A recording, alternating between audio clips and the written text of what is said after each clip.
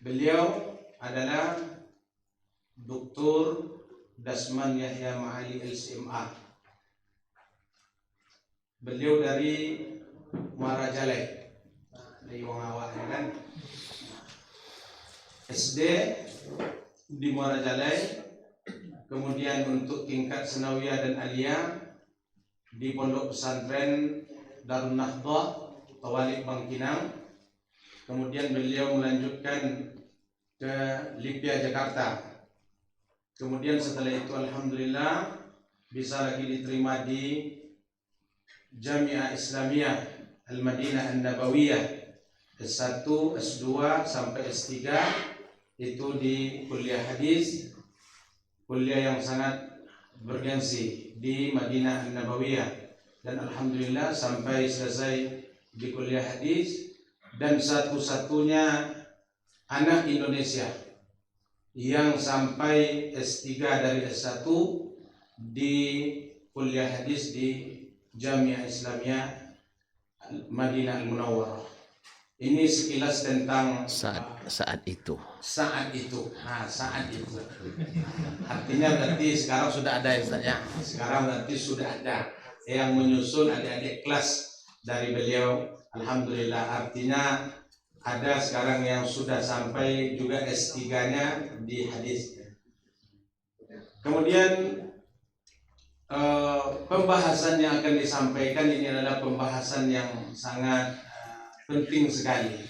Sebab hari ini jujur saja orang begitu takut dengan kalimat bid'ah itu, sehingga masyarakat kadang-kadang di mukaddimahnya saja sudah menilai ustadz yang akan menyampaikan. Kalau mukaddimahnya iyyakum wa muhdatsatil umur fa inna kulla muhdatsatin bid'ah, kalau bid'ah begitu. Itulah ijele, enggak ada ngomong ijele. Takut, begitu takut mendengar kalimat ini, padahal kalimat ini adalah dari hadis Rasulullah SAW.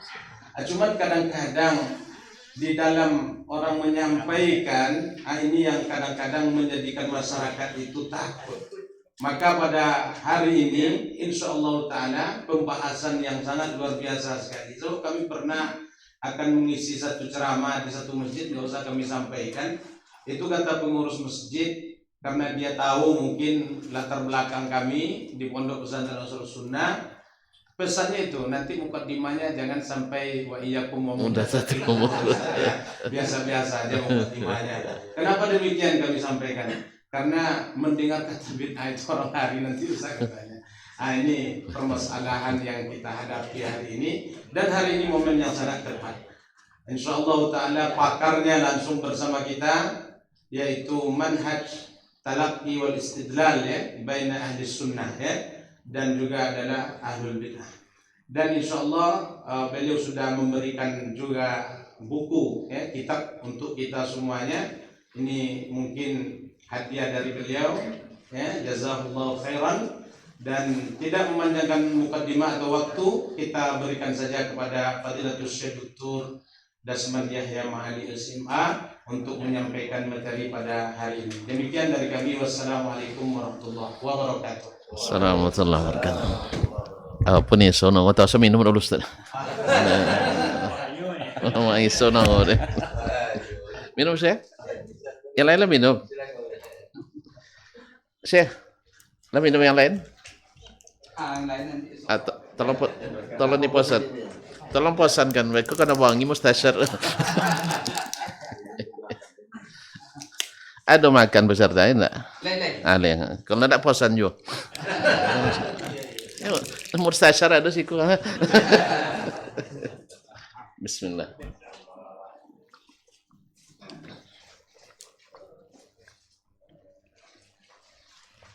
Alhamdulillah. Bismillahirrahmanirrahim. Insyaallah mukaddimah ndak pakai tur. Assalamualaikum warahmatullahi wabarakatuh.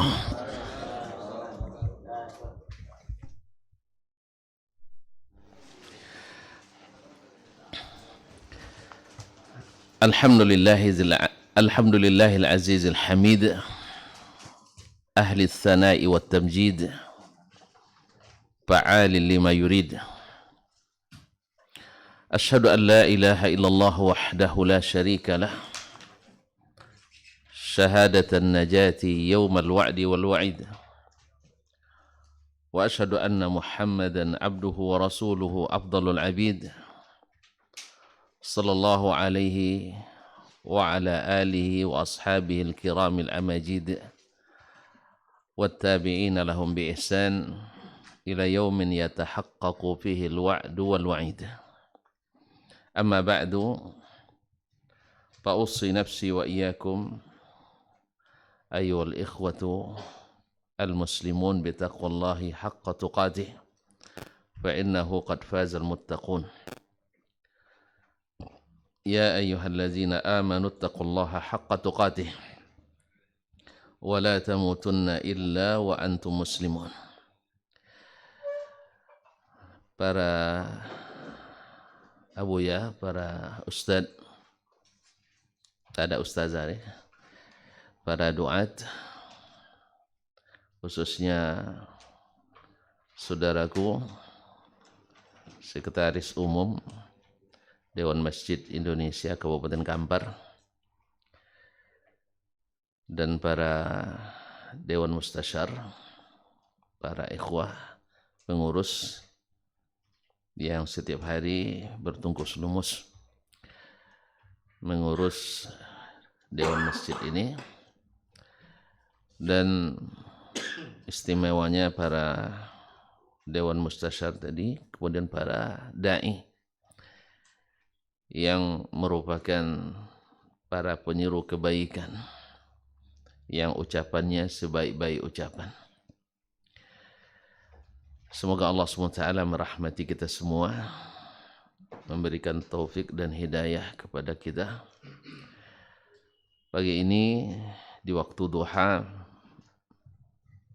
kita berada di tempat atau majelis yang mudah-mudahan Allah berikan taufik, Allah berikan rahmat, ketenangan di dalamnya. Sebenarnya sudah lama Ketua Umum menghubungi, tapi saya sengaja masih mengulur-ngulur waktu karena memang tidak ada waktu. Tetapi kemarin beliau todong langsung pakai nomor adik saya. Jadi kalau adik nelpon kan darurat biasanya. Jadi diangkat, ternyata yang bicara beliau. Alhamdulillah. Tolong tentukan waktunya sekarang Ustaz. Alhamdulillah ada pula pergeseran jadwal, reschedule di 3 hari ini karena pekan kelima semuanya. Walaupun ada jadwal sebentar lagi insya Allah kami dari sini ke menuju Siak dan seterusnya. Oleh sebab itu terkesan tergesa-gesa, tapi saya suka tergesa-gesa. Judul bukan dari saya awalnya, judul dari panitia. Mungkin rapat menentukan atau ada rapat terbatas. Tapi saya menilai judulnya kalau tadi wa iyyakum wa muhdatsatil umur menakutkan, judul yang berikan lebih menakutkan lagi. Akhirnya saya coba untuk memperhalusnya. Iya, dengan bahasa kitab ini langsung. Karena kitab ini simple, ringkas, dan padan. Dan alhamdulillah, insya Allah mewakili tulisan-tulisan yang berkaitan dengan manhaj al-istidlal wat-talaqqi. Wat-talaqqi, masa talaqqi wal-istidlal.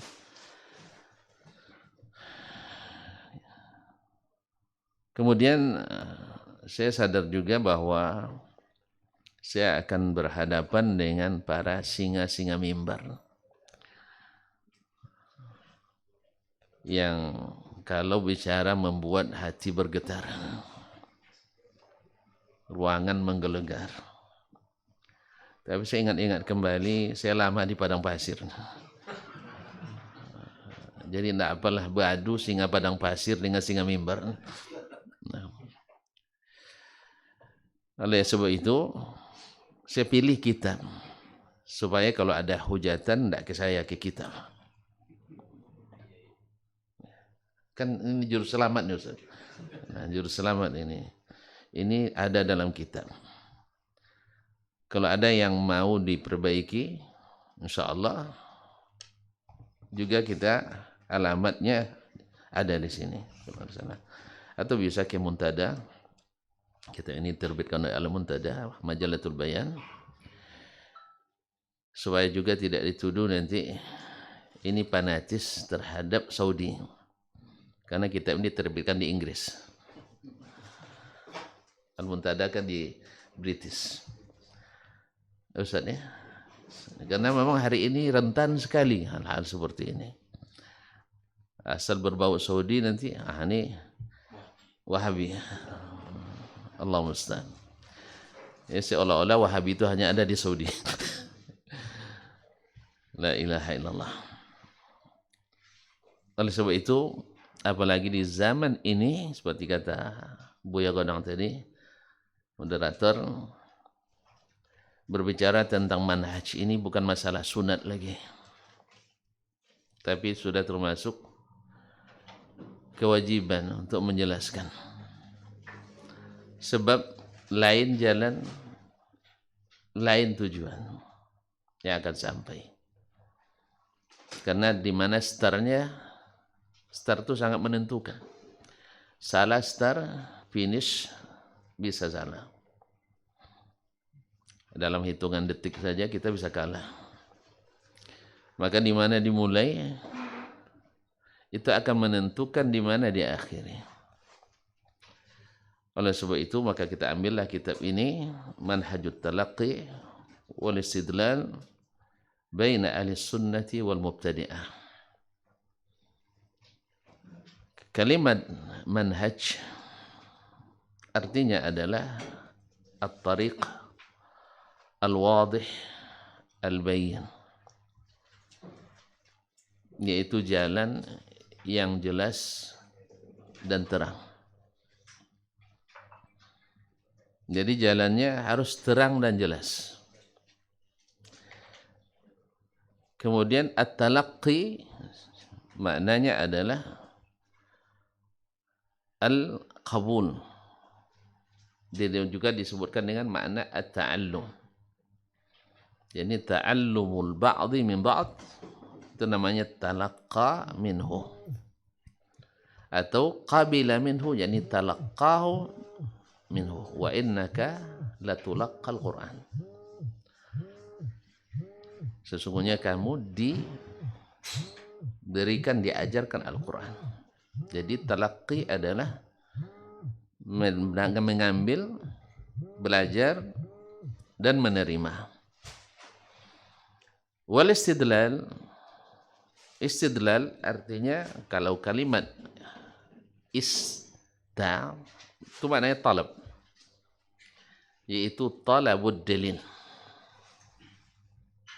Jadi meminta dalil, dan juga yutlaq ala isti'mal dalil. Istadalla bimana istamala ad-dalil atau talabat dalil. Istadalla al-qailuna bil jawaz bil kitabi wa sunnah mathalan wal ijma'. Berarti istamala al-qailuna bikadza ad-dalil min al-kitab wa sunnah. Atau istadalla dengan talabat dalil. Istadalla mana talab min ad-dalil. Berarti dari judul jalan yang jelas untuk mengambil dan menerima serta mencari dan menggunakan dalil. Baina ahli sunnati wal mubtadi'ah. Karena dalam Islam itu hanya terbagi dua, ahli sunnah atau ahli lawan sunnah. Ahli sunnah atau lawannya sunnah. Kalau takut orang disebut bid'ah, tidak usah sebut non sunnah. Nah, gitu. Ya mana tahu Ustaznya non sunnah. Sama sekarang tidak boleh nyebut kafir kan? Ya, orang Islam dan non Muslim, tidak masalah. Ya. Jadi orang ahli sunnah atau ahli non sunnah. Karena berat menyebutkan kalimat bid'ah. Siapa ahlu sunnah itu? Nah, kalau klaim banyak, orang Maroko nanti bilang pengikut mazhab Maliki, mereka ahlu sunnah. Datang lagi kita ke India, Pakistan, Afghanistan, dan stan-stan lainnya, nanti mereka mengatakan ahli sunnah itu yang mazhab fikihnya Hanafi. Datang lagi kita ke Timur Tengah, negara-negara Teluk, orang ahli sunnah itu nanti yang mazhab fikihnya Hambali. Datang ke Asia Tenggara dan Afrika Timur, itu namanya nanti mazhab fikihnya Syafi'i. Akhirnya ahli sunnah itu tidak sama mazhabnya. Akhirnya semakin terpecah. Nanti semakin mengerucut lagi, nanti ya datang lagi Muhammadiyah, yang ahli sunnah itu Muhammadiyah katanya. Kalau yang NU nanti NU pula. Dan itu terjadi memang. Kalau tonton dulu pergi ke Madura, masa-masa kami tua dulu, ya, orang Muhammadiyah itu tidak dianggap orang Islam. Oleh orang awamnya ya, bukan apanya. Tidak orang Islam. Itu orang Muhammadiyah. Yang Islam itu kita. Agamanya lain tuh. Nah, agamanya lain. Jadi, maka apa yang maksud Ahlus Sunnah? Yang banyak definisi. Tapi yang paling pas rasanya, wallahu alam, adalah humus sahabatu radhiyallahu anhum. Mereka Ahlus Sunnah itu adalah para sahabat. Sebab mereka adalah yang mengikut sunnah secara komprehensif, secara totalitas, yang diridai oleh Nabi SAW sebagai golongan yang selamat. Sampai Nabi SAW menyebutkan barometer, indikator golongan yang selamat itu adalah man kana ala mithli ma ana alaihi al-yawma wa ashabi. Ahlus sunnah itu, siapa golongan yang selamat itu dalam riwayat lain? Hum ahlus sunnah, humul jamaah. Lalu cirinya seperti apa? Man kana ala mithli ma ana alaihi al-yawma wa ashabi. Guru kami Profesor Hafiz Al-Hakimi menumpulkan hadis-hadis al-warida fi ta'ifatil mansurah. Maka beliau menemukan lebih kurang kumpulkan dari seluruh riwayat lebih kurang 30 hadis tentang at-ta'ifatul mansurah. 22 sahih, 5 hasan dan selebihnya dhaif. Berarti sebagian besarnya sahih. Kemudian tentang al-firqatin najiyah. Karena ada firqah najiyah, ada ta'ifatu al-mansurah. Al-firqatun najiyah juga sekitar 27 atau 25 hadis. 18 diantaranya sahih. 5 atau 4 hasan dan selebihnya dhaif. Juga rata-rata hadisnya sahih. Dan dari seluruh riwayat itu, karena memang memahami hadis itu harus dikumpulkan semua riwayatnya, semua lafaznya. Karena sebagian merupakan dengan makna, sebagian merupakan mukhtasar. Maka di riwayat yang mufassal dan riwayat yang bil lafzi terdapat keterangan maksud daripada apa yang disebutkan. Maka rata-rata riwayat menyebutkan at-ta'ifatul mansurah wal firqatun najiyah bermuara pada man kana ala mithli ma ana alaihi al-yawma wa ashabi. Yaitu orang yang beragamanya seperti saya dan para sahabat saya hari ini. Dia sebutkan hari ini di masa Nabi masih hidup, yaitu di masa diajar atau di generasi Nabi alaihissalatu wassalam. Maka mereka lah yang ahlus sunnah wal jamaah itu. Ini secara riwayat. Secara fakta, para sahabat dengan segala ikhtilafat yang terjadi, dengan segala perbedaan pendapat, walaupun sebagian besarnya mereka ijma, mereka tidak ada aliran. Alhamdulillah di zaman sahabat tak ada Syiah. Tidak ada sahabat yang terlibat aliran Qadariyah. Padahal sudah mulai timbul di masa-masa sahabat masih hidup. Tapi tidak ada yang mereka yang masuk pemahaman Murji'ah, pemahaman Syiah, pemahaman Qadariyah. Itu tandanya mereka terpelihara. Oleh demikian, maka definisi yang paling pas untuk menyebut siapa ahlus sunnah, mereka adalah as-sahabatu radhiyallahu ta'ala anhum ajma'in. Kemudian berarti terhenti sampai di situ, karena ahli sunnah kan ada terus Ustaz sampai akhir masa kan. Bahkan setelah umat berpecah pun ahlu sunnah tetap eksis. Dalam hadis al-ta'ifatul mansurah tadi, dalam hadis al-firqatun najiyah, bahwa akan terpecah umat menjadi 73 golongan, seperti mana terpecahnya umat Yahudi 71, Nasrani 72, 73. Semuanya potensi masuk neraka. Na'udzubillah, thumma na'udzubillah, illa wahidah, kecuali satu. Nah, para sahabat, kita lihat ikhwan kaum muslimin dan muslimat, mereka tidak fokus pada siapa yang sesat itu. Karena mencari yang sesat itu tidak susah bila kita tahu mana yang selamat. Bila kita tahu mana jalan selamat, jalan sesat mudah diketahui. Tapi kalau sibuk mencari golongan ini sesat, golongan ini sesat, akhirnya lupa kita jalan selamat. Maka yang ditanya oleh sahabat, siapa yang selamat itu ya Rasulullah? Lalu Nabi jawab dengan jawaban tadi dengan berbagai lafaznya, tapi yang paling banyak adalah man kana ala mithli ma ana alaihi al-yawma wa ashabi. Sebagai riwayatnya makan humul jamaah. Sebagian meriwayatkan hum ala sunnah. Tapi yang paling umum riwayatnya adalah man kana ala mithli ma ana alaihi al-yawma wa ashabi. Ini ibarat pepatah Arab mengatakan qata'a Khuzaimatu lisana kulli khatib. Ini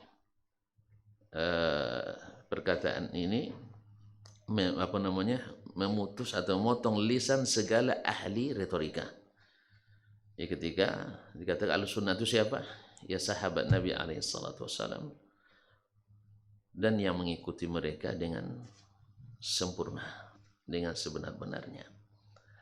Makanya berkata walladzina taba'uhum bi ihsan, mengikuti mereka dengan ihsan.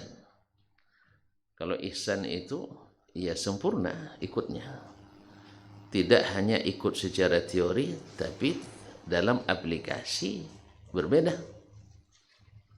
Tapi ikut teori dan aplikasi. Kadang-kadang ikut secara teori, tapi di luar ada modifikasi. Ini tidak ikut sempurna, tidak ikut dengan baik. Ini mengikut dengan baik.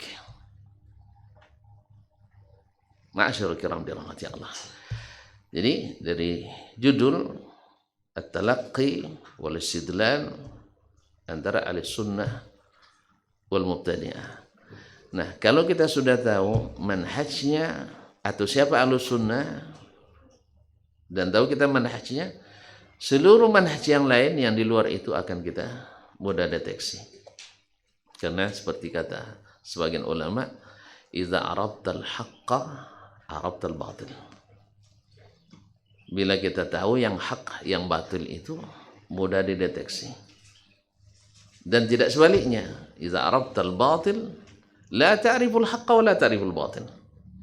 Kalau kau mengenali yang batil dulu, yang hak tidak akan tahu, yang batil juga tidak tahu. Kalau Anda selalu menganalogikannya dengan ujian. Kadang kita kan satu lokal tuh ada yang cerdas, ada yang pintar kan. Biasanya kalau nak nuwe kayak mencadi atau kayak nembang, pasti mencadi. Pasti mencadi. Nengok. Kalau makan dah tengok ada dah. Mencadi tengok ada. Yang cerdas. Itu biasa di dalam kehidupan kita seperti itu. Ustaz ni cerdas, ustaz ni kurang cerdas, biasa gitu kan. Akhirnya karena dia tidak hafal jawaban yang benar, tengok jadi rukun Islam 8. Iya kan? Non biasa-biasa, tengok si ko 5 ya. Ini tidak hafal. Dia tidak hafal, tidak tahu mana rukun Islam itu. Pasti itu yang 8 ya. Iya, kalau tidak nopo tu tapi lebih. Kalau pun pasti berlebih, gitu kan? Nah, tapi kalau coba dia hafal bahwa rukun Islam 5, tidak terpengaruh dengan kecerdasan, tidak akan terpengaruh dengan jabatan, tidak akan terpengaruh dengan nama besar dan popularitas. Nah, ini pentingnya mengenali manhaj al-haqq itu, manhaj yang harus diikuti. Walaupun mungkin di dalam perjalanan kita tertatih-tatih. Ya. Ana juga sering mengatakan orang yang berjalan di jalan yang benar, ya di jalur yang benar, tidak lawan arus, jalan tol ya kan, ya jalan terang itu pasti ada juga salah.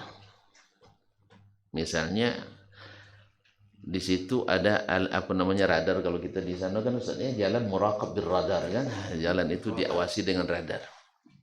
Itu larinya ada lari tidak boleh lebih dari 120, itu lambat dari sana. 110 lambat di sana. Iya. Oke, kalau lewat 120 kena tangkap radar. Nanti kena laser kita. Nanti keluarnya kapan? Kita sedang ada urusan. Urusan apapun online seluruh instansi. Kalau kita baru cerita sampai hari ini belum terrealisasi. Sudah itu citolo awak maju pada orang lain. Jadi memang nggak godang kerengkang biasa. Kaum muslimin muslimat, sejak kami dah masuk di Madinah itu sudah ada online seluruh instansi. Urus telepon, keluar Pak, Bapak ada denda pelanggaran lalu lintas. Kecepatan lebih. Bayar dulu. Bayar ke mana? Bayar ke bank langsung. Tidak perlu ke Polantas, ambil kertas tidak perlu. Ya, tinggal klik pelanggaran lalu lintas ATM. Cuman sayang awak jangan punya ATM, itu masalah. Nah, kalau punya ATM tinggal apa? Kalau di beliau ini memang universitas beliau paling kaya di sana. Iya, kalau beliau ini di universitas terkaya di Arab Saudi. Universitas beliau ini di skala universitas dunia, universitas nomor 2 dunia sedunia yang memiliki dana cadangan paling besar. Artinya kalau sempat bangkrut pemerintah, universitas masih hidup bertahan 50 tahun ke depan. Seperti Harvard University nomor 1. Dan juga pernah ranking 7 dunia untuk SDM terbaik sedunia. Cuma kadang-kadang kan tidak sampai kau udah. Kadang sampai disembunyiin deh kawan gue. Dan kalau dia orang Arab banyak makan, orang Arab banyak bini, orang Arab banyak dogi. Itulah seperti Bihamka mengatakan kalau apun waktu itu nak wasu. Karena ada orang pergi haji, tu wasu Bihamka. Buya ternyata udah pelacur mau kawin katanya. Iya. Den potong pergi ke Amerika. Ndak wasu pelacur soang jodendernya. Mustahil buyanya, ndak mungkin nya. Amerika bebasnya. Teti sabunnya. Kamu doang peyong nya. Kalau itu itu no wasu. Iya. Kalau antum ke Arab Saudi cari ilmu dapat unggul ilmu ndak seketik buyanya. Hanya boleh beliaunya. Tapi kalau wang sarau berarti baswa. Kalau ance sawo itu kan sawo lah tiap. Jadi tergantung apa yang kita cari. Oleh sebab itu makanya kita lihat tuh tabiat-tabiat manusia, masya Allah. Ya, ndak bang monjang no dosur ya. Itu cek. Dan alhamdulillah dan pernah bosok belajar itu. Kecuali di mahkamah. Ini di mahkamah karena kami dengan Buya Muwardi dulu pernah menterjemah di kejaksaan dan di mahkamah syariahnya. Cuman ya orang pian ayu didulang juga. Nentukan jual warawak juga. Yang tukang jual orang Indonesia juga. Ada data, kalau perlu data ada rumah. Jencel. Emang udah tentu ya, ada bukti bu ya, lain. Bukti fisiknya dan kote-kote soleh-soleh dan simpan rumahnya. Mana tentu suami ini macam manusia kan. Begitu ada map khusus ada gini. Ya, mana tentu perlu penelitian. Balik ke sini kembali kaum muslimin dan muslimat dirahmati Allah. Ini kitab ini sengaja Anda bawa dan kopikan. Ya. Alhamdulillah kemarin Anda tanya apa judulnya, dikasih judul mengerikan bagi saya. Ya. Masih saya simpan juga tuh. Nah, akhirnya Anda bawa kitab ini yang isinya adalah tentang manhaj talaqi wal istidlal bain ahli sunnah. Nah, ahli sunnah tadi siapa? As-sahabatu sallallahu alaihi wasallam yang mengikuti mereka masuk ahli sunnah. Yang keluar dari manhaj mereka berarti sejauh mana dia keluar, sejauh itu dia menjauh dari ahli sunnah. Jadi tidak lagi pakai sekat-sekat yang dibuat orang sekarang bahwa mesti Hanafi, mesti Syafi'i, mesti Asy'ari, mesti Maturidi, mesti Dasmani. Nah. Ini memecah belah umat jadinya. Nanti ketemu dengan orang Pakistan, oh kamu kan orang Islam, orang Hanafi kamu. Tidak. Bahlus sunnah di seluruh dunia itu sama manhajnya. Karena sunnah itu sunnah Nabi, bukan sunnah Nusantara. Ya, walaupun ada markas sunnah Nusantara, masuk Nusantara tempatnya bukan sunnahnya. Masyaallah kiram dirahmati Allah. Jadi sunnah itu dimanapun sama. Mereka tidak dikenal kecuali dengan sunnah. Maka yang membuat patokan-patokan, sekat-sekat selain itu ini memecah belah. Ya, seolah-olah nanti orang Afrika tidak berhak hidup di Indonesia. Dan orang Indonesia tidak boleh tinggal di India kecuali harus ikut mazhab Hanafi. Ini dari mana? Dari imam mazhab? Tidak ada. Dari Nabi apalagi? Al-Quran sama sekali tak ada. Ini hanya, nah ini yang sekarang. Ini hanya mengajarkan taklid buta kepada para masyayikh yang merupakan malamih ciri khas bukan ahli sunnah. Nah sekarang kita mulai.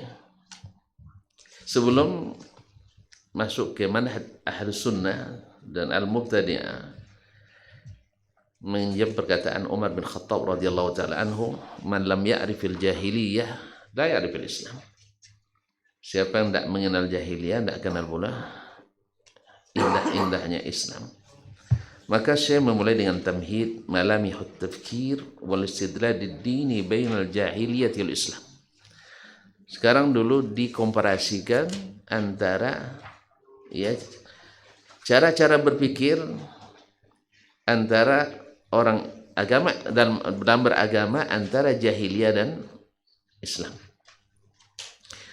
Perlu kita ketahui para ustadz, para abuya yang saya muliakan, kita diskusi santai aja nih, bahwasanya orang jahiliyah dulu mereka rasanya otaknya sama juga dengan kita, tidak ada beda.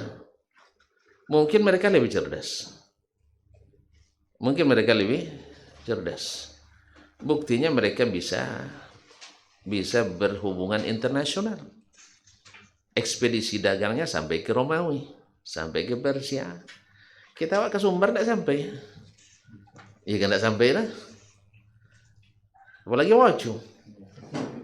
Waju itu intinya kalau Anda laju-laju. makan umur 1. Tiba kojo ancik lu.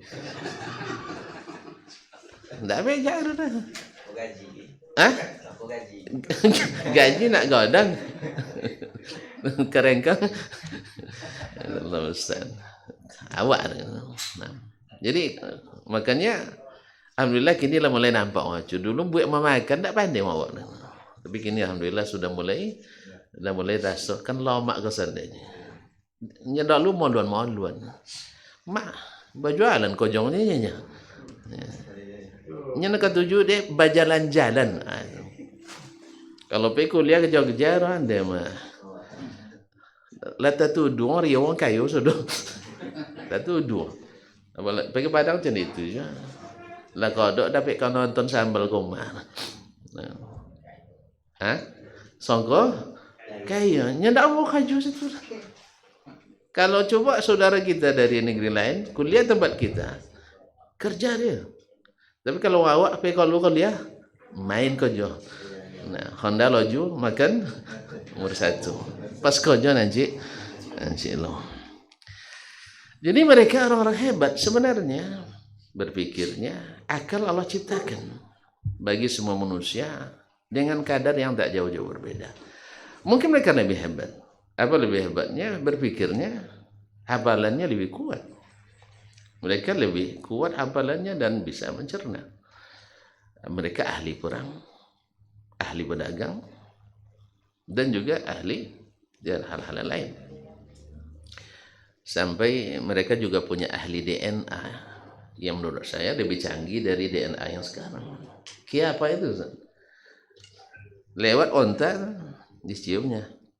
Ini onta Dr. Desmond. Tahu? Iya. Kalau sekarang DNA kirim ke Amerika 3 bulan Bu ya baru sampai hasilnya. Baru keluar. Bayarnya mahal pula. Kalau cuma saja ini enggak. Ambilnya tanda. Oh ini hada ibilu bani fulan. Ini ontanya kabilah itu. Canggih. Itu bukan sihir saja, bukan pakai genggam. Enggak kelemu tuh. Hah? Enggak ada. Pakai ahlian, khiyafah namanya. Makanya Nabi bolehkan itu. Kalau pakai jin tentu tidak boleh. Nah, itu keahlian. Mereka hebat. Gimana enggak hebat? Saya makan kambing 6 orang 1 ekor. Awak macam mana nah hebat? 1 ekor 6 RT. Saya sekampung kan nama RT kan. Aduh aja tinggal tuh agi dulu. Padahal kan di situ protein omega 3 kan di situ banyak. Awak coba ada. Soda banyak. Jadi enggak bukan orang bodoh, Arab tuh bukan orang bodoh kan. Nah. Tapi mereka tidak berilmu waktu itu. Sehingga cara berpikirnya seperti yang disebut oleh Syekh di sini, tafkir sidral jahili itu punya ciri khas. Di antaranya adalah ta'tilul hawas. Mereka dan nampak pun kebatilannya tak mau mereka akui. Dan nampak pun kebenarannya tidak mau ikuti. Jadi yang nampak yang jelas itu tidak mau. Padahal dan ini mereka akui dalam Al-Quran di surah Al-Mulk seperti di halaman 14 silakan dilihat. Ta'tilul hawas itu tidak menggunakan indera yang mereka miliki. Mendengar tak diikuti, melihat tak diakui. Ini kalau ada orang kita sekarang ini seperti itu, cara pikir jahiliyah juga. Dan nampak waktu dan nongol iyo, tapi menggeleng juga. Berarti cara pikirnya sama gitu. Uang besok. Nah, jadi waqalu law kunna nasma'u aw na'qilu ma kunna fi ashabis sa'ir. Kalau kita dulu itu mendengar atau memikirkan, kita tak akan masuk neraka ini. Mereka mendengar pun tidak mendengar Nabi alaihi salatu wassalam. Ya. Dipahamkan oleh Nabi, dipahamkan tapi tidak mau. Jadi seolah-olah tidak berfungsi itu. Maka Allah sebutkan walaqad zara'na li jahannama katsiran minal jinni wal ins lahum qulubun la yaqiluna biha. Bukan mereka tidak berpikir sebenarnya, tapi tidak memikirkan kebenaran itu, tidak masuk kebenaran. Walahum a'yunun la yubsiruna biha, bukan mereka tidak melihat. Nampak Nabi itu menjelaskan, mukjizat itu nampak. Mereka yang minta belahkan bulan, tetap juga tidak masuk. Walahum a'dhanun la yasma'una biha, ulaika kal an'ami bal hum adall. Ini jahiliyah itu. Yang kedua, al-i'timad 'alal khurafat wal asatir. Mengandalkan khurafat dan dongeng-dongeng, hal-hal yang aneh-aneh. Sekarang mungkin kita juga sudah masuk juga fase ini. Asal ada yang aneh, wali. Subhanallah. Ya, orang dengan merem begini datang Nabi, percaya juga kita.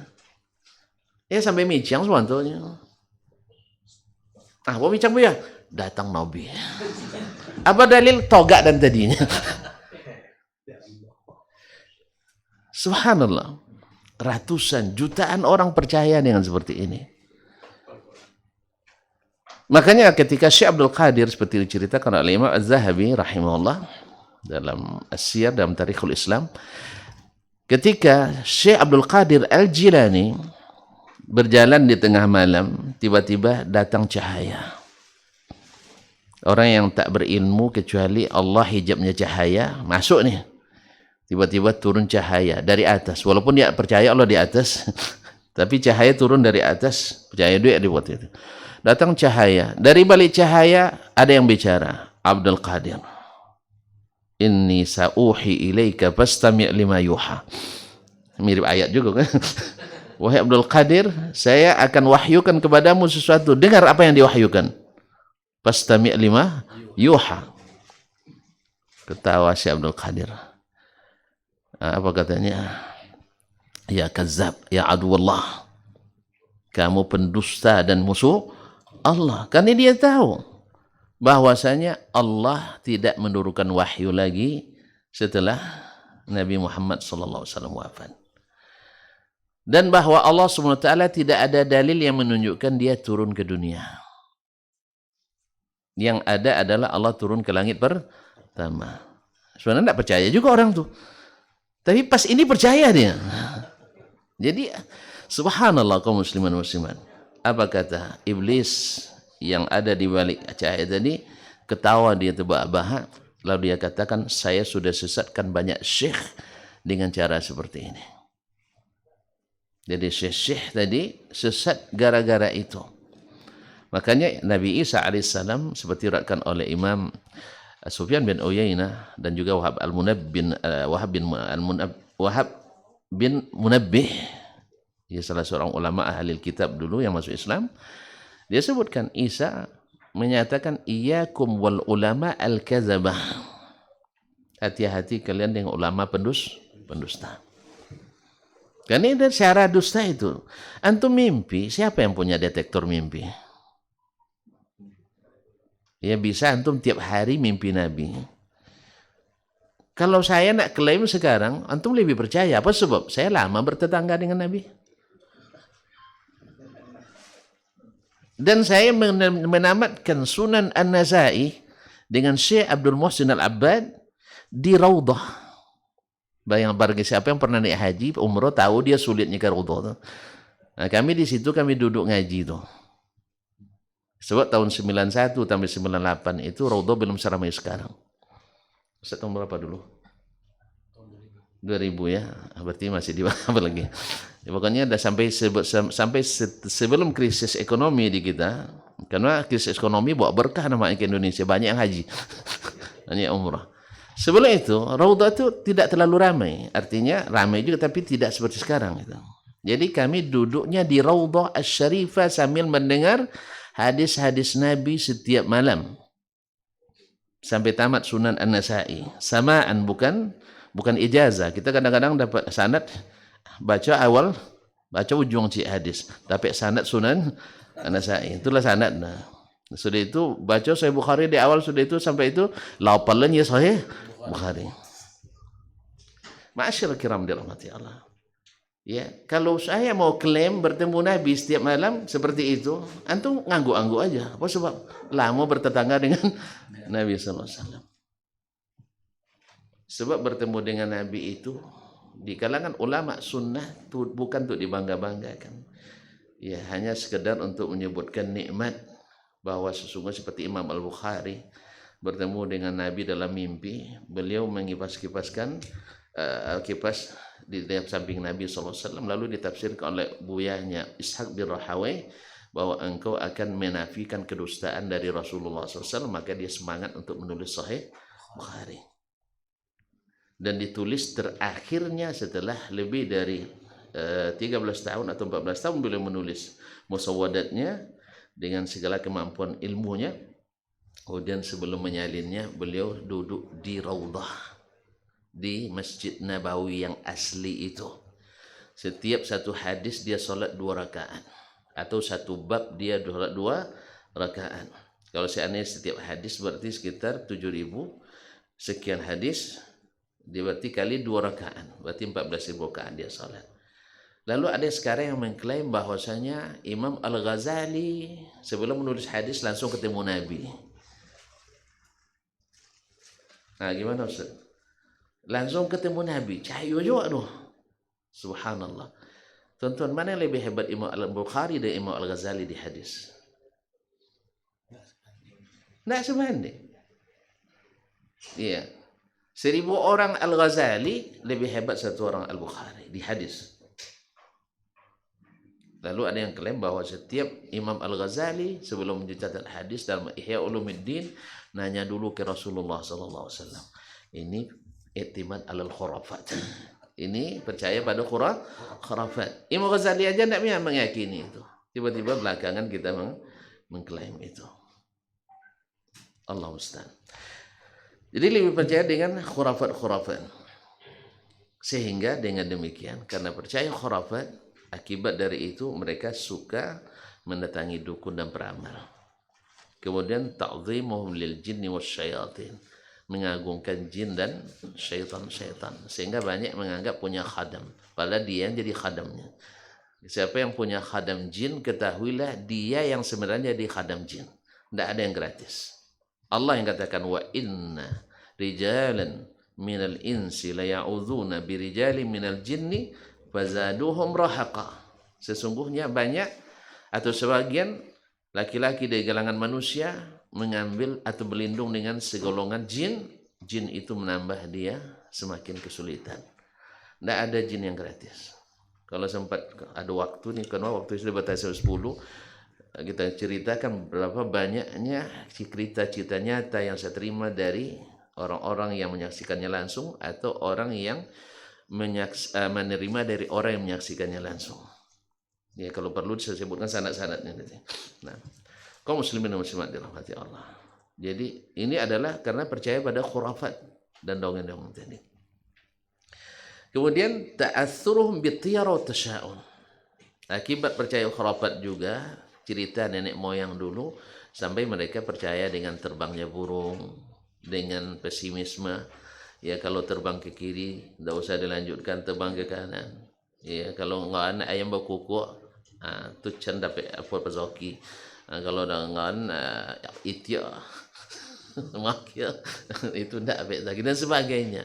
Nikah di bulan Safar, anak pertama nikah dengan anak ketiga 13, jarak ke 13 dan sebagainya. Banyak keyakinan itu. Apa sebab? Karena tadilah, karena percaya pada khurafat. Nah, yang ketiga dari cara atau ciri khas orang jahiliyah itu adalah ada mutawajjuzi alamil madiyah. Mereka tidak percaya dengan yang di belakang materi. Hanya percaya pada yang bersifat materi, sehingga meyakini sesuatu yang non materi bagi mereka susah. Karena selalu dikiaskan pada materi. Akhirnya ya, yang meniru ini akan mengarantina atau mungkin menolak banyak-banyak dalil-dalil dan bukti yang datang karena tidak sesuai dengan materi. Seperti Orang Yahudi dulu, wa isqultum ya Musa lan nu'mina laka hatta narallaha jahra. Kami takkan percaya kepadamu sampai kami melihat Allah terangan. Naam. Qala al-hawariyuna ya Isa ibn Maryam hal yastati'u rabbuka yunazzila alaina ma'idatan minas sama'. Apakah Rabbmu sanggup? Itu orang-orang Hawariyun bertanya ke Musa, sanggupkah Rabbmu untuk menurunkan hidangan kepada kami dari langit? Subhanallah. Jadi harus nampak dulu bahwasanya memang dari langit gitu. Berarti Allah di langit. Nah, jadi turunnya dari Allah berarti dari langit. Qala ittaqullaha in kuntum mu'minin. Yang keempat, mereka menolak bukti-bukti yang jelas sekali karena taklid buta. Nah, akibat dari itu semua masih di halaman 16, ta'dhimu ta'atil aba'i wa ajdad. Mereka lebih mengagungkan taat kepada nenek moyang kita. Ya, orang-orang dahulu. Ya, ini disebutkan oleh Al-Qur'an seperti dalil yang disebutkan oleh Syekh. Naam. Bal qalu inna wajadna aba'ana ala ummatin wa inna ala atharihim muhtadun. Kami dapatkan beginilah dulu orang tua kami, dan kami hanya mengikut petunjuk yang kami dapatkan dari mereka. Ya, sekarang kan orang dengan gaya ini juga ingin mengatakan segala cara beragama yang tidak ada dalam tradisi Ocu itu harus hati-hati, jangan diterima. Ya, nanti datang lagi di atas itu, atau atas yang tak sesuai dengan dibawa oleh ulama-ulama Melayu dulu, jangan diterima. Besok naik lagi ulama Nusantara, ujung-ujungnya nanti tidak diterima oleh dunia. Akhirnya tak ada Islam yang diterima nanti. Apa sebab? Karena taklid buta kepada nenek moyang. Jadi, dan kita kan pada umumnya yang kurang beragama, yang lemah dalam beragama itu disebut Islam Melayu, Islam Nusantara, Islam Kampar, Islam Ocu. Ya menghidupkan peninggalan itu termasuk disukai oleh hati kita. Apalagi kalau dipoles pula dengan dalil-dalil syar'i yang tidak tepat pada waktunya. Baik, waktu kita sebenarnya terambil oleh pembukaan tadi Ustaz. Iya. Sebenarnya waktu saya ditambah maunya nih kalau. 6. Setengah jam tadi ya. Baik. Kalau tidak sampai nanti, ini baru tentang jahiliyah nih, cara pikir jahiliyah. Kemudian taklidul ulama wal ubad. Akibat daripada taklid buta tadi, menolak bukti-bukti nyata tadi, satu, menta'zim orang tua, para nenek moyang. Kedua, taklid buta pada para ulama dan ahli ibadah. Dengan alasannya banyak. Satu, mereka pasti lebih hebat dari kita. Tak mungkin orang tu taklid kalau bukan menganggap lebih hebat. Kemudian ulama, para ahli ibadah, pasti alasannya mereka lebih taat dari kita. Tidak mungkin taklid buta pada mereka kecuali kita menganggap mereka lebih ahli ibadah dari kita. Antum puasa Senin Kamis saya sering tidak ikut katanya. Apa hubungannya antara ilmu dengan ibadah seseorang? Ilmu itu ya keterangan, riwayat. Kalau ibadah itu amalan sendiri. Walaupun tidak mengamalkan itu ada hal yang memberatkan kita kalau tidak amalkan ilmu. Tapi sekarang masalahnya ahli ibadah tadi beribadah dengan ilmu atau tidak? Karena tidak sedikit orang beribadah tanpa ilmu, dan ini nyata. Nabi yang katakan sesungguhnya alimun wahid alimun wahid akhwafu ila syaitan min alfi abin. Sesungguhnya seorang alim lebih ditakuti oleh syaitan daripada 1000 ahli ibadah. Tentu masih ingat hadis yang masyhur selalu sampaikan di mimbar, orang yang bunuh 99 itu datang ke ahli ibadah, tidak ada solusi, akhirnya tewas lagi ahli ibadah. Untung ditunjukkan ke alim, orang berilmu. Alhamdulillah, dari menambah dosa akhirnya menghilangkan dosa. Makanya syaitan suka pada ahli ibadah yang tidak berilmu dibanding yang kurang ibadah tapi berilmu. Sebab tidak berbuat, tidak ada penyesalan. Artinya tidak melakukan yang sunat-sunat, maksudnya bukan yang wajib ya. Meninggalkan yang sunat-sunat tapi selalu melaksanakan yang wajib, itu lebih hebat daripada yang mengerjakan yang tidak disyariatkan dan penat-penat ternyata tidak masuk catatan. Wujuhu yawma idzin khashi'ah amilatun nasibah. Umar menangis baca ayat ini. Apa sebab? Dia mengatakan pernah dia lewat sebuah sauma'ah, dia lihat orang ini beribadah tanpa ilmu, capek, nikah tidak, kerja tidak, makan dikurangi, ya, tapi tidak diterima. Apa sebab? Tidak ada dasar ilmunya, tidak ada dasar syariatnya. Contoh konkret tuan-tuan dan puan yang saya muliakan, ya, ibarat kerja tidak ada SK, tidak ada gaji, kan ya? Iko ketua DMI kalau tidak ada SK, tidak keluar anggaran, kan itu? Kemudian anggaran juga tidak cair tuh, biar Darwis tahu itu, ya kan? Kalau tidak sesuai mata anggaran juga tidak keluar. Kalau keluar jadi temuan. Dan saya sudah pernah jadi korban. Iya, sudah pernah jadi korban. Kerja tak digaji. Kadang ada SK pun kadang tidak turun juga gaji. Iya, saya ada pun SK kadang tidak ada gaji, apalagi kita Pak SK. Anda turun pulang ke Indonesia 2009 di akhir Februari, berarti Maret udah masuk. Karena memang ada undangan resmi dari rektor waktu itu untuk bergabung ke Winsuska. Awak karena rektor yang undang, suruh kerja langsung kerja, ngantor lantai 3 rektorat kan, bergengsi pula kan ya, 3 rektorat kantornya. Ya, dan dengan jabatan ekuivalennya sama dengan dekan itu. Waktu itu, sekarang turun 2 tingkat. Nah, setelah saya turun 2 tingkat. Subhanallah. Jadi kerja lagi sampai bulan Maret karena duit masih ada, ya pas pulang adalah untuk 3 bulan ke depan kan masih ada kan, ya ada duit lah sedikit. Nah, jadi duit apa mau ganti cetak risalah karena dia mau dicetak oleh percetakan. Kemudian ada uang tolak istilahnya kan, uang tamat dikasih uang takharruj kan, pada takharruj itu kumpulan untuk modal 3 bulan ke depan. Ya kalau apalagi lo tinggal di rumah mertua kan masih lumayan penghematannya.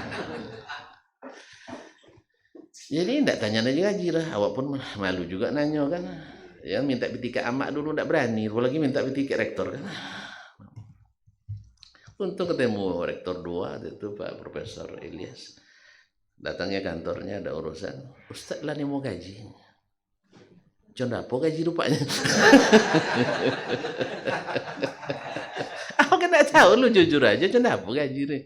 Ini beliau kan paham dia kan, mau urusan beliau rektor 2 kan, dia langsung telepon ke kepegawaian.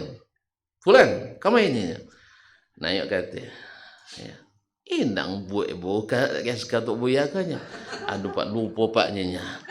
Wah, dia lupa yang tidak bergaji buyarnya. Alhamdulillah, tetapi caranya lah lewat lah, April lah pertengahan lah. Ini hitung dari 1 April, Maret jauh. Awak sedang butuh piti wano sediasa. Tapi jauh. Jelas ya? Ini untung le ada piti sekeneknya. Untung le ada piti. Kondak deh itu ya. Itu bukti bahwa kerja tanpa SK tak ada gaji. Amalan tanpa syariat tak ada dalil, tak ada pahala. Itu yang harus dipahami. Nah, ma'asyiral kiram dirahmati Allah SWT. Jadi kemudian taklid selanjutnya taklid taklid kepada ulama, dan tidak jarang pula taklid kepada para pemimpin, para raja, para tokoh. Itu semuanya diceritakan Allah SWT dalam Al-Qur'anul Karim. Ya. Yauma tuqallabu wujuhum fin nar yaqulun ya laitana ata'na Allah wa ata'na ar-rasul wa ata'na ar-rasulah. ketika wajah mereka dibolak-balikkan dalam neraka, mereka berkata, seandainya leita ditemani saya, tidak ada harapan dulu ya, tidak ada taraji ditemani, andainya kami taat kepada Allah dan taat pada Rasul. Wa qalu rabbana inna ata'na sadatana wa kubara'ana fa adalluna as-sabila. Ya Allah, kami dulu taat kepada pemimpin kami, para tetua kami, sehingga mereka sesatkan kami dari jalan. Rabbana atihim dhi'faini minal azab. Sekarang baru mereka harus dapat azab 2 kali lipat. La ilaha illallah. Jadi berat kaum muslimin. Wal anhum la'nan kabira, laknat mereka dengan laknat yang besar. Sehingga dengan demikian ahlul jahiliyah itu lebih mengutamakan kebiasaan, adat dan tradisi. Ma'asyiral kiram. Yang kelima, ciri khas jahiliyah itu ittiba'ul hawa, mengikuti hawa. Hawa itu pikiran dan perasaan, apa yang sesuai dengan keinginan dan keinginan. Kalau Buya Harrison menyebutkan mengikuti hawa itu kalau le sesuai kebenaran jo hawa sono mengikutinya. Anumpaya ketika ndak sesuai jo hawa. Tapi kalau sesuai ndak jalan gini dulu. Ini lebih paham dulu. Jadi kalau hawa itu sesuai ikut sunnah itu sesuai jo hawa, sanang sodo bisa selesai. Oh, Siti Hawa. Ndaknya bezo Hawa dengan Siti Hawa. Kalau Siti Hawa pakai ha. Nah, kalau Hawa pakai ha. Nah, enggak sama lah. Salah sampai lu. Nah, ini buya kami saya itu itu dia. Apa dia godong Hawanya nya? Nyo Hawa nomonya. Kasan wak tengok lah masyarakat ndak itu sana. Nah. Baik, jadi kalau sesuai kebenaran itu dengan hawa mudah kita ikuti, dan kalau tidak sesuai susah untuk ditinggalkan atau susah diikuti kebenaran kalau tidak sesuai dengan dan itu betul susah. Awak tadi lulus tanda tadi kita katakan bila benar jalannya, ada kalanya kita silap, itu biasa. Tapi tentukan jalan sudah benar atau belum. Karena memang tidak ada yang maksum. Yang maksum itu hanya Alkitab, was-sunnah, wal-ijma'. Sedangkan qiyas, makanya nanti ketika masuk pada manhaj istidlal, mereka ikhtilaf dalam masalah qiyas. Apalagi yang di bawahnya itu istishab, istihsan, al-masalih. Al-masalih itu macam lagi, ada al-masalih mulgha, ada masalih mursala, ada al-masalih al-mu'tabarah. Tidak sama itu. Ya. Tidak bisa dengan kaidah ambil baiknya hilang, buang buruknya. Ya, buruk menurut siapa dulu? Menurut hawa buruk, dibuang nanti.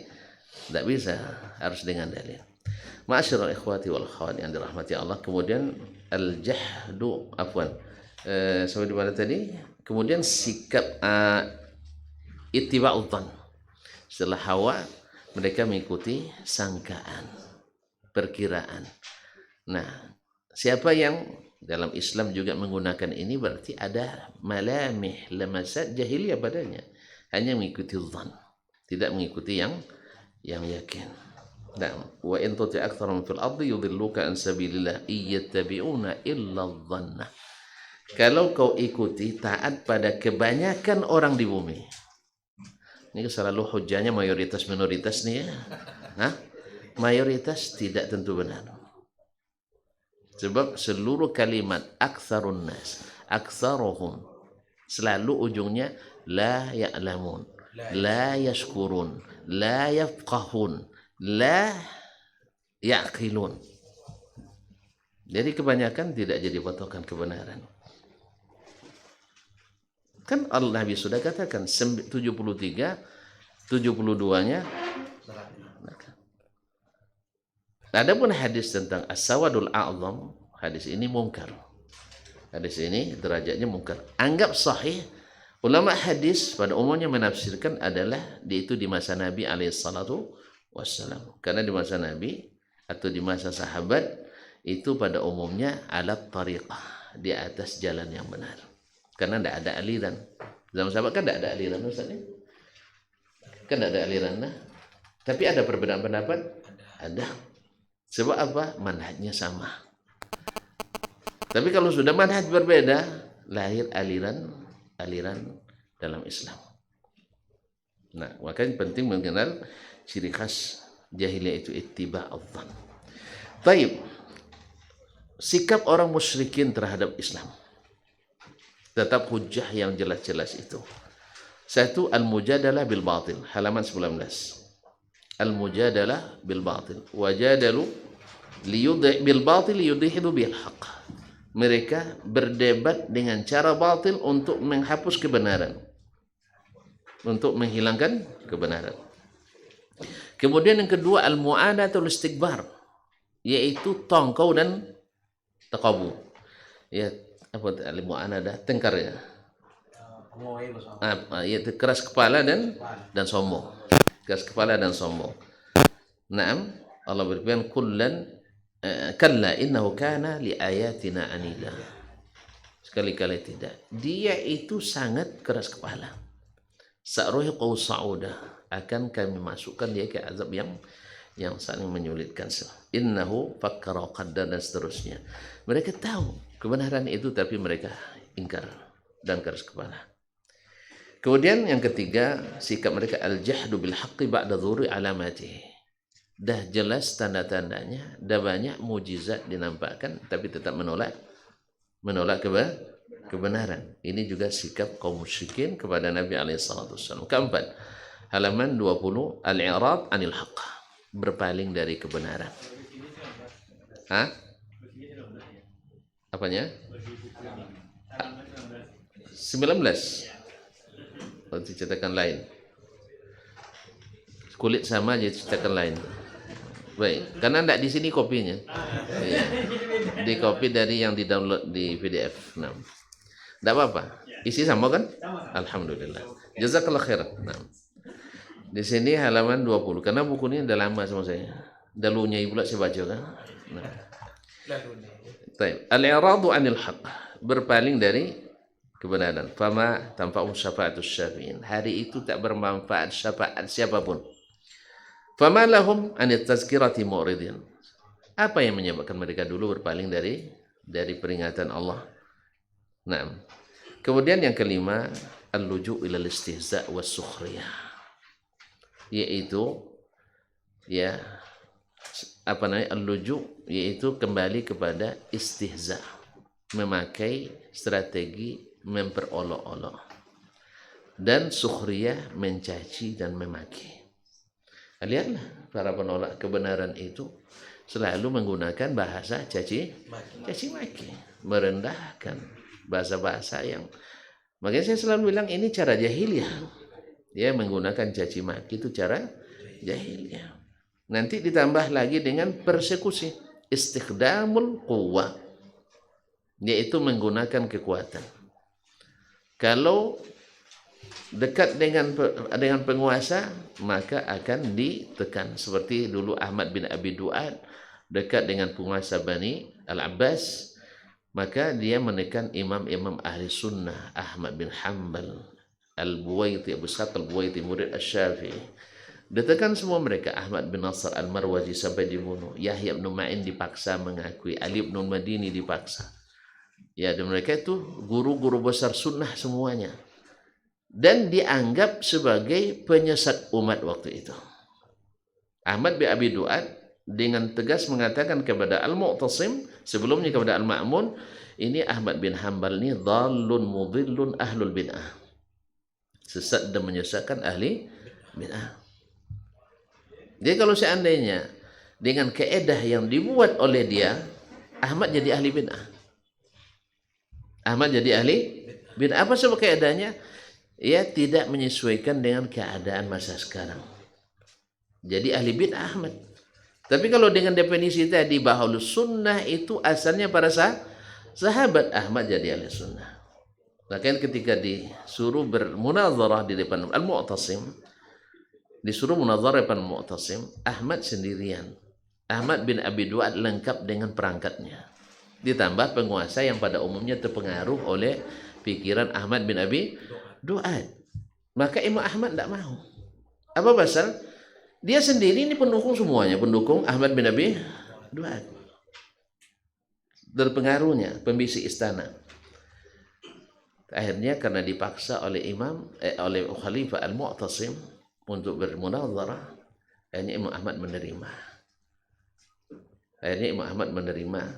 Lalu dia kan nuduh Ahmad tidak berakal, picik dan sebagainya. Lalu seluruh pertanyaan Ahmad bin Abi Duat terjawab oleh Imam Ahmad bin Hanbal rahimahullah. Dan tak satu pun pertanyaan Imam Ahmad yang terjawab oleh Ahmad bin Abi Duat. Karena Ahmad bin Hanbal pertanyaan begini aja. Kamu mengatakan Allah tidak berbicara? Iya. Kata Imam Ahmad, tolong sebutkan satu huruf saja dari Nabi atau dari sahabat. Karena kaidah Imam Ahmad dan kaum muslimin pada asalnya yang ahlu sunnah itu siapa? Sahabat.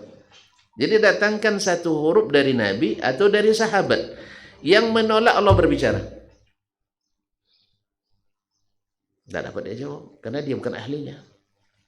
Dia hanya mengatakan kalau berbicara mesti punya mulut. Kalau punya mulut ada giginya, gigi seri dan sebagainya, mirip dengan makhluk. Maka dia tolak. Kata Imam Ahmad, enggak, kita tidak mengatakan seperti itu. Karena dituduh sebagai mujassimah oleh Mu'tazilah. Imam Ahmad dianggap mujassimah sebagai ahli bid'ah hari ini mengatakan orang yang beriman Allah berbicara, menganggap kita mujassimah. Tidak, kita tidak mujassimah.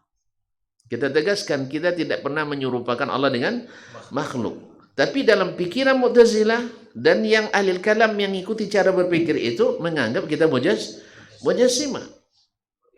Sehingga dia katakan mesti bermulut. Ya untung HP belum ada waktu itu. Sekarang HP berbicara, ada mulutnya. Hah?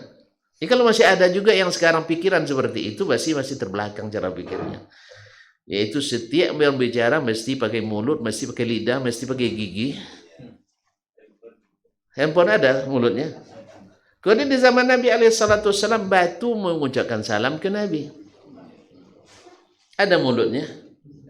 Tidak juga. Kemudian pohon korma menangis.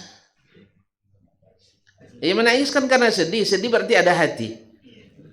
Ada hati. Tidak ada matanya. Makanya seluruh hukum yang mereka sebutkan itu makhluk semua. Lalu dikiaskan Allah ke makhluk. Akhirnya ditolaklah ayat-ayat hadis-hadis Nabi SAW. Dan ini tak pernah terjadi di zaman sahabat. Makanya ketika diminta kepentolan Mu'tazilah, datangkan ayat, datangkan hadis dari Nabi menolak Allah berbicara.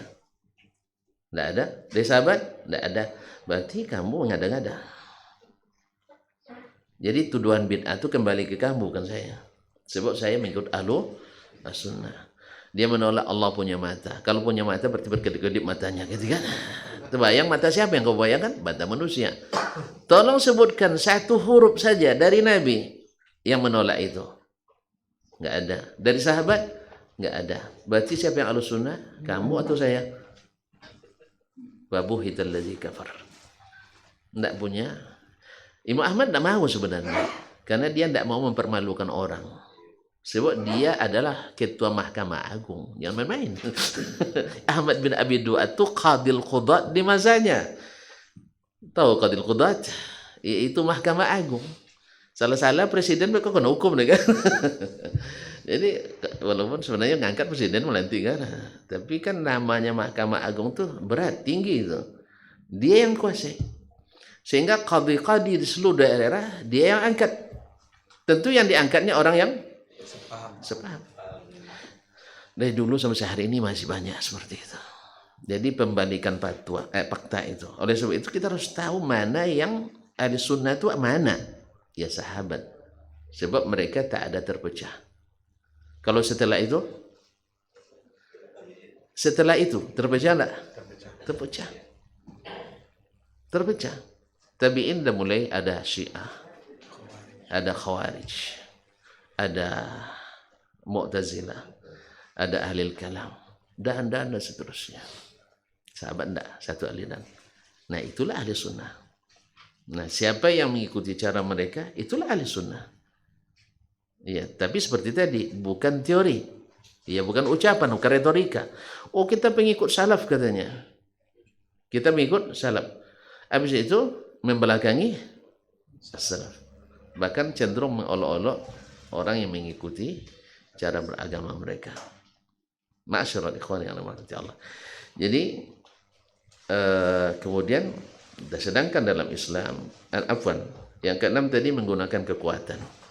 Yang ketujuh adalah muhawalatus syirbil anbiya wa du'atil haqq, yaitu dengan memframing buruk para nabi dan para dai yang membawa kepada kebenaran.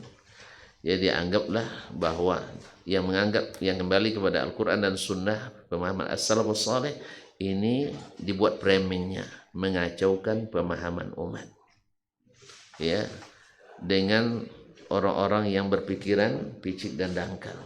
Ini framing-framing seperti ini sudah sejak dulu sudah ada.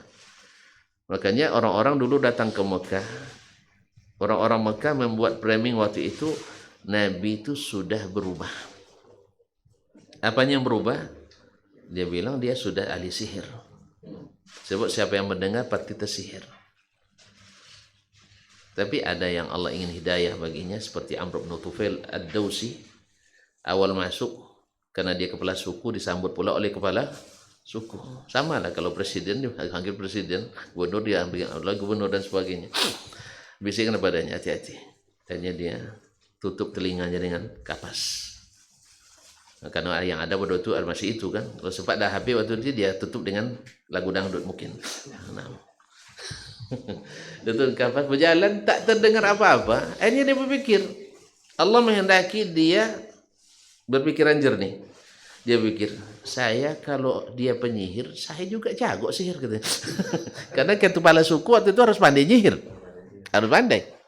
Kalau mantra jahiliyah, saya hafal mantra jahiliyah semuanya. Kalau syair apalagi? Tadi saya katakan, makan kambing 6 orang 1 ekor. Kuat hafalan mereka, 1 kali dengar langsung hafal. Kalau kita beratus kali dengar langsung lupa. Itu aja bedanya. Nah, mereka sekali dengar langsung hafal. Jadi hafal saya semuanya. Akhirnya dia buka.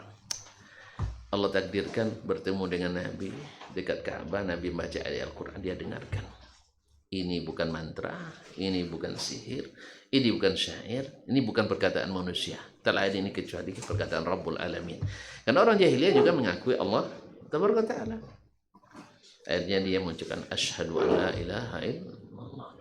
Nah, framing-framing seperti ini, ya tidak berilmu, kurang referensi, tidak berpikir, tidak punya wawasan.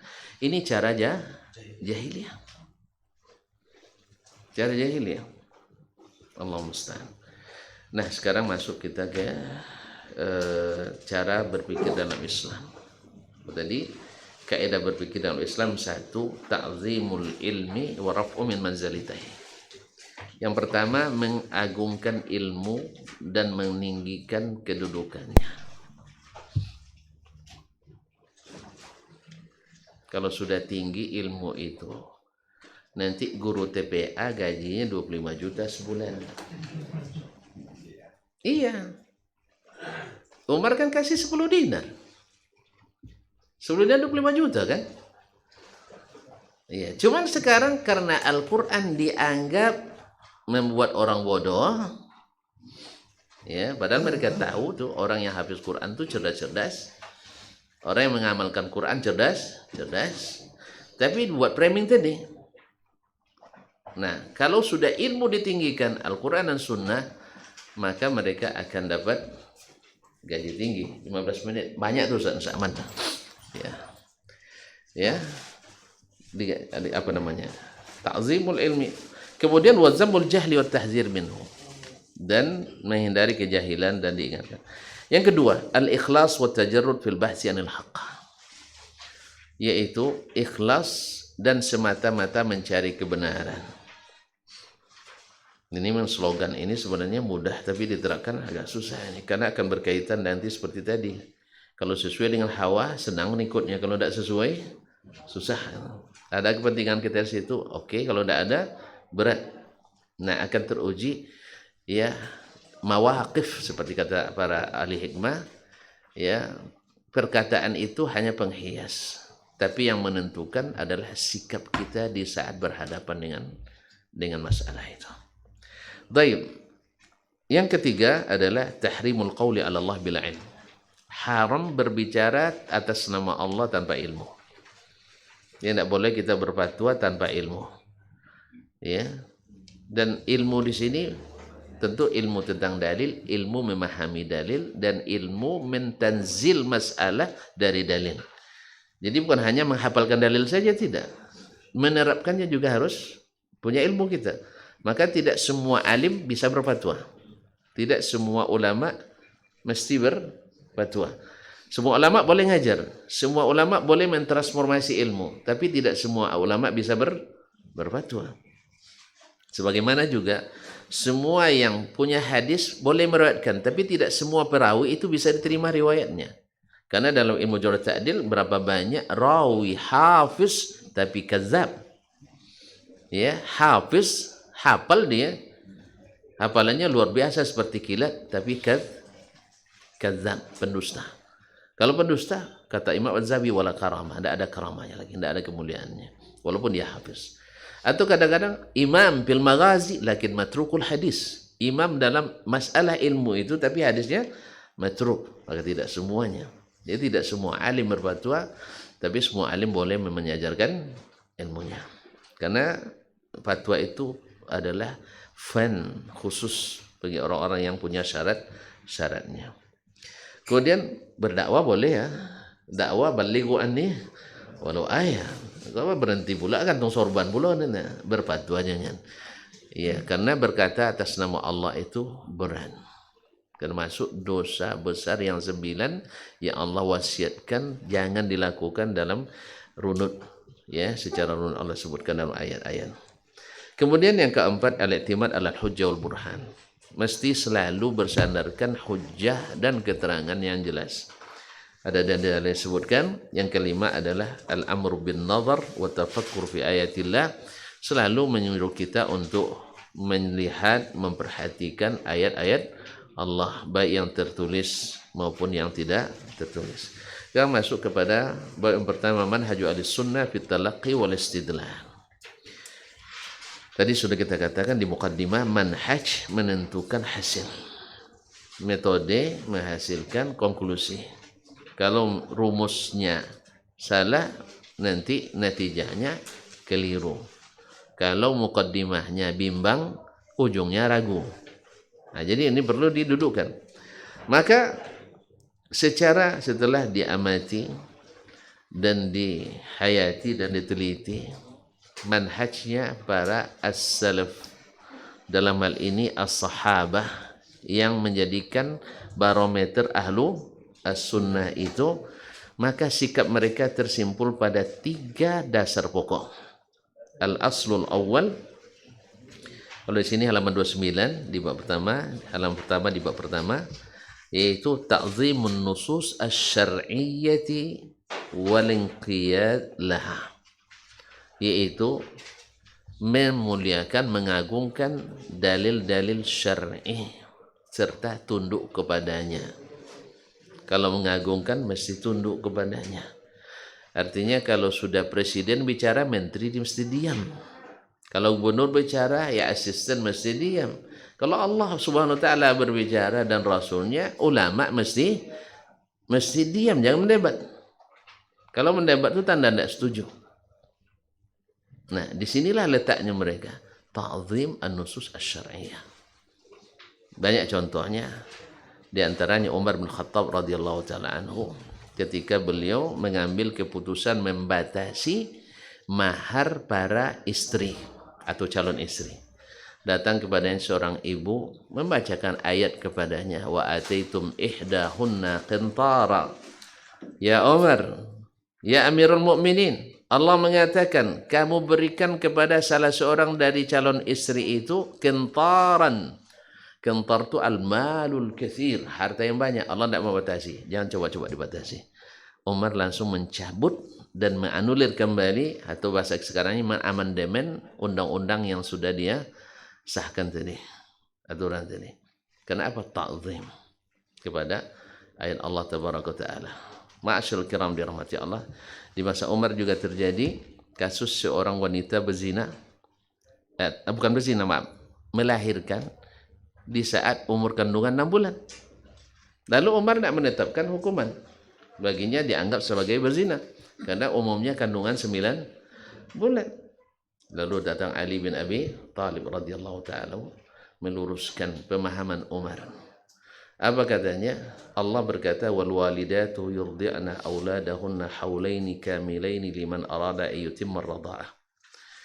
Para ibu itu menyusukan dengan sempurna 2 tahun. Kemudian dalam ayat lain, wa hamluhu wa fisaluhu 30 syahra. Hamilnya wanita itu, anak itu di dalam kandungan dan menyusunya sampai 30 bulan. Maka Ali mengatakan 2 tahun 24 bulan. Kurang 30 kurang 24, 6 bulan. Berarti hamil 6 bulan sah apa tidak? Melahirkan 6 bulan sah apa tidak? Sah. Alhamdulillah, selamat wanita ini dari tuduhan. Umar menerima sampai dia mengatakan la yakhibu qaumun fihim Ali bin Abi Thalib. Tidak akan rugi suatu kaum apabila bersama mereka ada Ali bin Abi Thalib. Menyanjung. Ini yang sulit bagi kita kadang-kadang. Salah, lalu dibetulkan, gawat bajikunya. Ya kan, merusak ketenangan umat. Subhanallah. Umar tidak, dia khalifah. Tapi diluruskan dengan ayat-ayat, dia tunduk. Jadi mengagungkan itu ditandai dengan tunduk dan menerima. Bukan hanya sekedar mengetahui dan menganalisa. Ma'asyiral kiram. Ini yang pertama. Banyak contoh-contoh, silakan antum lihat dari sini halaman 30 sampai seterusnya. Banyak contoh-contoh yang disebutkan oleh penulis untuk membuktikan bahwasanya ini. Yang kedua adalah i'timad ala sunnati sahihah. Ahli sunnah itu selalu berpijakkan kepada sunnah yang sahih. Kenapa sunnah disebut? Karena Al-Quran tidak. Al-Quran sahih semuanya. Yang kedua, Al-Quran itu multi tafsir. Multi tafsir. Makanya kata Umar dan Abu Sa'id Al-Khudri dan selain mereka mengatakan, man hajjaka bil kitab fahajjahu bis sunnah fa innal Qur'ana zujuh. Bila kau dihujjah atau orang berdalil kepadamu dengan Al-Quran, jawab dengan sunnah. Apa sebab? Al-Quran itu memiliki banyak penafsiran. Nah, tahu betul tafsirnya, rujuk sunnah Nabi SAW. Dan ini banyak terjadi, kita berdalil dengan umumnya Al-Quran. Umumnya dengan Al-Quran, lalu tafsirnya di sunnah kita abaikan. Sehingga secara teori kita sudah kembali ke dalil, nanti masuk kepada yang ketiga, nanti tidak sempurna dalam istidlalnya. Tidak betul cara pengambilan dalil. Allah musta'an. Nah, yang ketiga, ikhwani fillah wa akhwati fillah, yang ketiga adalah yaitu sihhatu fahmin nusus, yaitu memahami nas dengan benar. Karena seperti kata Umar radhiyallahu, al-faham al-faham. Jadi tidak semua yang membaca nas benar pahamnya. Dan kemudian, dan ini banyak, awal ayat bisa ditafsirkan dengan akhir ayat. Dan itu orang Arab bisa langsung paham kalau dia orang Arab asli. Atau orang yang memang sudah mendarah daging bahasa Arab di badannya. Misalnya ada seorang Arabi, dia tidak hafal Quran, tetapi bisa menyalahkan imam yang hafiz. Ketika imam membaca, was-sariqu was-sariqatu faqta'u aydiyahuma jazaa'an bima kasaba nakala minallah. Lalu dibaca oleh imam, wallahu ghafurur rahim. Dia bilang subhanallah. Dia tidak hafiz, tapi dia tahu itu salah. Diulang lagi, wallahu ghafurur rahim, subhanallah. Sampai imam membaca, wallahu azizun hakim. Apa sebab? Pencuri laki-laki, pencuri perempuan, potong tangannya. Kalau potong, tidak diampuni kan? Iya kan? Kalau ujung wallahu ghafurun, tidak pas. Iya kan? Kemudian jazaan bima kasaba nakala minallah, balasan atas apa yang mereka lakukan dan peringatan bagi yang lain. Ini bukan menghendaki kasih sayang, Ini menghendaki hikmah, maka tidak pas rahim di sini. Nah, coba lihat. Jadi mereka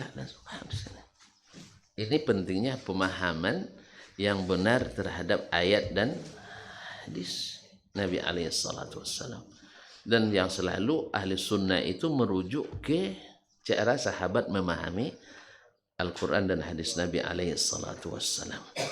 Ya, subhanallah, ada beberapa landasan pokok untuk memahami nas secara syar'i. Satu, di halaman 45, al-i'timad ala manhajis sahabah radhiyallahu anhum. Pahami seperti pemahaman sahabat. Karena kok mesti mereka, Ustaz? Karena mereka ahlu sunnah tadi.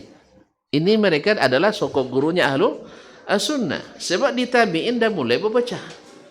Makanya yang tabi'in yang masuk ahlu sunnah, wat tabi'ina lahum bi ihsan.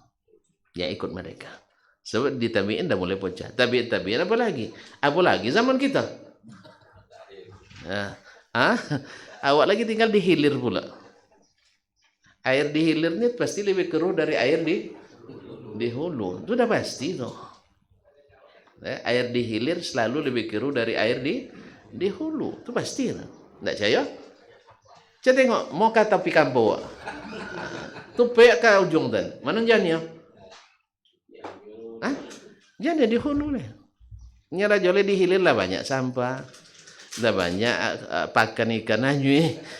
Dulu jadi WC terpanjang pula saya. Se-Indonesia. Nah. Iya, sampai di Darun dulu ada kisah tadi. Nyanguk lah malam nyedek ketakutan ada hantu kan. Luik nyanguk. Encik Ayu tu kan dijarang. Di saringan dia saringan Atik Zurai rahimahullah dah kedek lama dah. Kadang waktu tengah nyari yang lambil ada kawan. Jadi macam nak buat teh malam tu nak ujian kan. Bawa cik kun yang bawa tang ngaji dia antara mau karya mak dah. Sawuk. So itu langsung tu cik. Jarang lain logak. Apa lain bau nayu kan ni? Iya, kasan.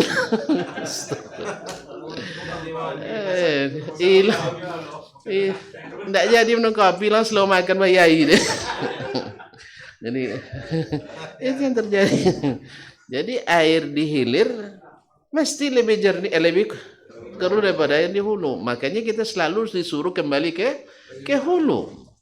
Itu nassan min kitabillah wa sunnati Rasulillah sallallahu alaihi wasallam. Maka aneh bin ajaib kalau orang menuduh bahwa yang di hulu keruh, yang di hilir jernih. Ini logika yang tak logis. Tapi banyak juga yang berpikir cara tadi yang tadi cara jahiliyah tadi.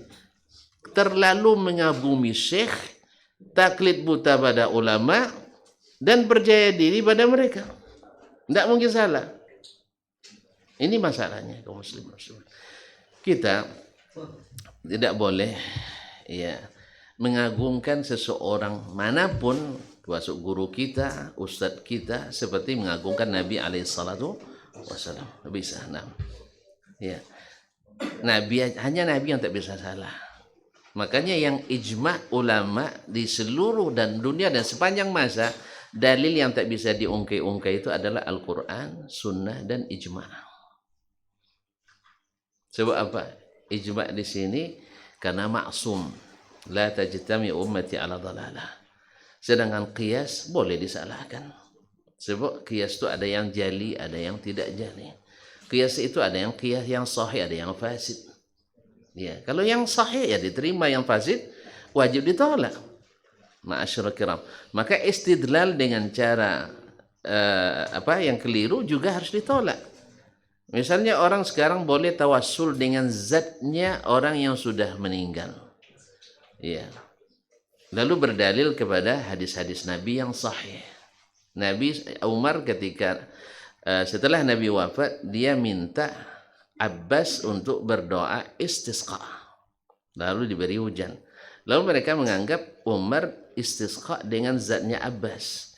Kalau seandainya kedudukan Abbas boleh digunakan untuk bertawassul, kenapa tidak Rasulullah sekalian? Karena Rasulullah mulia di masa hidup dan setelah matinya. lalu tak didapatkan. Ini yang sekali lagi kita katakan, cari satu huruf dari sahabat yang membolehkan tawassul dengan jahun Nabi SAW, dengan kedudukan Nabi di sisi Allah. Insya Allah tak ada satu huruf pun kecuali dalam hadis palsu, ya, atau hadis sahih yang disalah pahami tadi. Maka perlu dipahami pemahaman sahabat. Sama juga dengan tadi, yaitu siapa yang melihatku di waktu mimpi akan melihatku di waktu bangun. Hadis ini sudah lunyek atau laca dari sahabat dulu radhiyallahu taala anhum. Tapi apakah mereka melaksanakan suatu zikir-zikir tertentu, selawat tertentu, habis itu merem matanya, tiba-tiba Nabi hadir di depannya? Enggak ada. Masalah yang tapi sangat besar.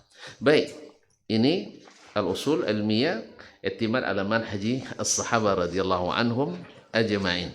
Terus lanjut. Yang kedua, ma'rifatul lughatil arabiyyah, yaitu mengenal bahasa Arab. Bahasa Arab di sini ikhwani fillah, kita sering salah paham bahwa orang Arab tidak mesti lebih hebat dari orang ajam berbahasa Arab. Kalau nusa Arab betul, tapi kalau bahasa Arab tidak. Ditanya sama buyanya. Ya, kalau bahasa Arab tidak mungkin orang ajam lebih hebat dari orang Arab. Tapi kalau nusa Arab mungkin. Sama nya bahasa Inggrisnya. Amba dulu datang orang Kanada kami. Ya, tiap den baca itu tanyang li ada. Tiaknya baca itu langsung monggo dan. Jadi kawan-kawan tanya, "Ni mak hebat ustaz bahasa Inggris pada orang Kanada le." Iya. Apa sebab? Apa itunya? Kalau ustaz baca itu tanyang li ada dulang deh. Tapi inya baca itu ustaz langsung monggo. Kenapa? Paham buat ada tibor le kan? Kasan awak salah sabut cik. Jadi kalau bahasa tidak mungkin lebih hebat orang yang non Arab daripada orang Arab. Tapi ada Sibawaihi, tidak beda tuan-tuan. Sibawaihi itu sejak dalam kandungan lah bahasa Arabnya. Tidak contoh awak lah tamat SD, baru masuk dah Darun, baru masuk pesantren yang lain, Ansarus Sunnah dan sebagainya. Jadi itu baru belajar bahasa Arab. Belajar lah kayak guru tidak pandai bahasa Arab, pandai nahu Arab. Nah, itu tidak. Jadi bahasa Arab itu bukan hanya nahu Arab, ya, bukan hanya nahu Arab. Tapi nahu Arab itu pintu menuju pandai berbahasa Arab. Ya, itu baru grammarnya, ada fiqhul lughahnya, ada balaghahnya, kemudian ada tasrifnya, kemudian ma'aninya, ada kemudian magza dan sebagainya, itu harus dipelajari. Allah musta'an. Sampai dia tertuduh tak pandai bahasa Arab gimana? Ya. Awalnya dia anggota di asosiasi sudah itu kena kalun. Apa sebab tidak punya ijazahnya? Ayolah dapat ijazah. Yang ketiga, jam'un nusus al-waridah fil babil wahid, yaitu mengumpulkan segala nas yang berkaitan dengan masalah tertentu dan bab tertentu. Banyak perkataan dari para ulama menyebutkan kalau kita tak kumpulkan itu tidak sambung, tidak tahu paham kita. Karena sebagian mukhtasar, sebagian di mutawwal. Kemudian yang keempat, ma'rifatu maqasid syariah. Mesti memahami maqasid syariah. Ma wara'a dzalik ya minal ilal wal hikam. Harus dibedakan mana illah, mana hikmah. Karena illah merubah hukum, hikmah tidak merubah hukum. Wallahu musta'an. Kemudian al-mubtadi'ah, ya sebenarnya kalau kita sudah tahu asal tadi, pokok tadi, mudah kita mengenali manhajnya yang tidak sunnah. Yaitu pertama raddun nusus ats-tsabitah. Menolak nas-nas yang sabit karena tidak sesuai dengan pemikiran. Mereka menjadikan pikiran lebih tinggi daripada nas. Yang kedua adalah bermain-main dengan masalah-masalah pokok syar'i dengan baik dari istidlalnya maupun dengan mengaburkannya. Yang ketiga adalah ibtada usulin jadid dari istidlal wa talaqqi, yaitu membuat kaedah-kaedah baru di dalam istidlal dan talaqqi. Misalnya membuat kaedah, mendefinisikan definisi baru, lalu berdasarkan definisi itu dijadikan dia sebagai alat untuk acuan memahami nas syar'i. Padahal itu tidak ada sebelumnya. Banyak sekarang seperti yang dilakukan dalam kitab konsep baru, konsepsi bid'ah dan toleransi fikih. Ini yang dilakukan oleh Abdullah Al-Arfaj ini, dan sebenarnya sudah ditolak oleh banyak ulama, di antaranya Al-Qaulul Ablaj Birraddi ala Abdullah Al-Arfaj. Cuman sayang kitab ini jadi rujukan utama pula di tempat kita karena memang membuka peluang lebar untuk masuknya bid'ah baru dalam agama. Ya. Cuman saya waktu itu saya tidak diajak ikut ya. Saya tidak jadi ikut diskusi waktu itu. Ada undangan umum. Ya, kalau undangan umum kan artinya saya jadi pendengar. Awak ingin kalau bisa jadi pembanding. Ya, pembanding. Nah, tapi tidak. Waktu itu apa ya? Dalam pertimbangan waktu itu. Baik, khair insyaallah. Terima kasih dan mohon maaf karena waktu yang dibatasi. Ada 15 menit lagi. Waktu yang tadi. Terima kasih. Ya, mudah-mudahan bisa dipahami. Wallahu taala alam wa sallallahu ala nabiyyina Muhammad wasallam. Saya kembalikan kepada Abu ya. Terima kasih. Kita ucapkan kepada Fadilatul Syekh Dr. Dasman yang Ali LCMA yang sudah menjabarkan dan menerangkan kepada kita semuanya manhaj talaqi al-istidlal bain ahli sunnah wal jamaah dengan ahlul bid'ah. Dan sebenarnya ini sangat ringkas beliau sampaikan sehingga hati kita memang jujur saja belum merasa puas ya, sebab apa yang kita nampak dan apa yang kita rasa hari ini betul-betul pas dengan apa yang disampaikan, betul-betul pas dengan apa yang disampaikan, sehingga kita lihat umat ini bisa bersatu dan bisa jaya kalau betul-betul kembali kepada manhaj ahli sunnah wal jamaah di dalam talaqi dan wal istidlalnya. Maka perlu kita minta kepada sekretaris umum dan juga nanti ketua TMI kalau bisa diulang kembali nanti, diperluas lagi dan kita undang Ustadz lagi, sebab ini memang sangat pas posisinya. Dan sekali lagi terima kasih kepada Fadilatul Syekh Dr. yang telah memaparkan kepada kita semuanya, dan kita doakan agar beliau selalu diberikan oleh Allah Subhanahu wa taala kesehatan, umur yang panjang, bisa memberikan pencerahan kepada umat ini. Wassallallahu ala nabiyyina Muhammad. Subhanallahi wa bihamdika asyhadu an la ilaha illa anta astaghfiruka wa atubu ilaika. Wassalamualaikum warahmatullahi wabarakatuh.